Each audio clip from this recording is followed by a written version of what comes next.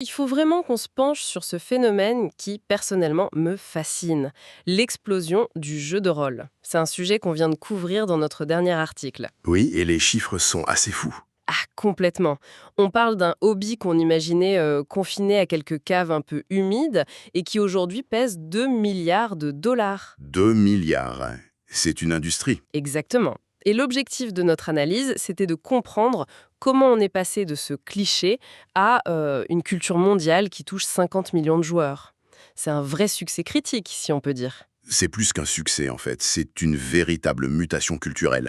Il ne s'agit pas juste de ventes qui grimpent, c'est l'identité même du jeu qui se transforme. Et c'est ça qu'on a voulu décortiquer. C'est ça. Et dans notre article, on a identifié 3 grandes forces motrices qui expliquent vraiment cette révolution. Alors, allons-y.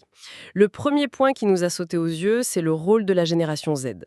Les 18-35 ans, ils forment maintenant 38% des joueurs. Quasiment 40%, c'est énorme. Et le moteur de tout ça, ça semble être une seule chose, le streaming. Les émissions comme Critical Role, les parties sur Twitch, tout ça est devenu un spectacle. Ah oui, complètement. Le chiffre est hallucinant. On a compté 120 millions d'heures de contenu regardé l'an dernier.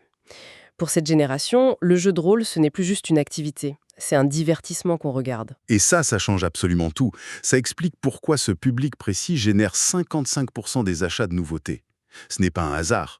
Le jeu est sorti de l'espace privé, tu vois. Il est entré dans la sphère publique. Exactement. C'est devenu une culture qu'on pourrait dire performative. On la partage, on la met en scène. Du coup, le marketing des éditeurs a dû s'adapter à une vitesse folle. Donc d'un côté, on a cette nouvelle génération qui transforme le jeu en spectacle, mais ce qui est assez ironique, c'est qu'en parallèle, la génération d'avant, celle des années 80-90, Les nostalgiques. voilà, eux, ils sont en train de transformer le jeu en objet de luxe. C'est le deuxième point qu'on a analysé.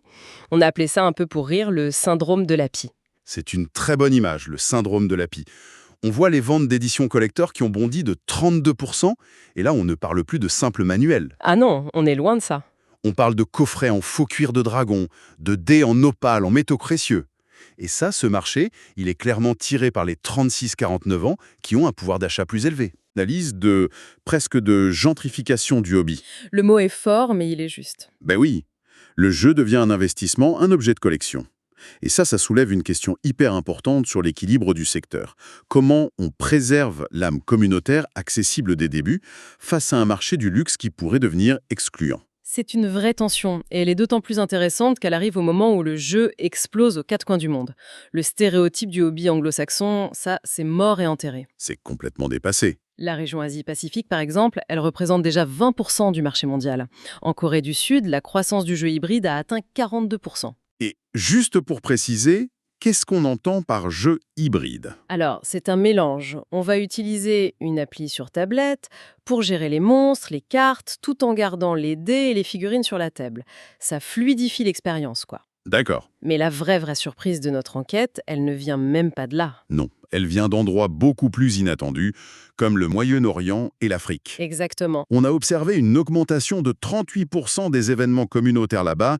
Plus de 200 clubs ont été créés, de Dubaï jusqu'au Cap. C'est la preuve que la narration collaborative, eh bien, c'est devenu un langage universel. Alors, si on récapitule les trois piliers qu'on a identifiés, on a une nouvelle génération qui consomme le jeu comme un spectacle Une génération plus ancienne qui le collectionne comme une œuvre d'art. et une adoption mondiale fulgurante.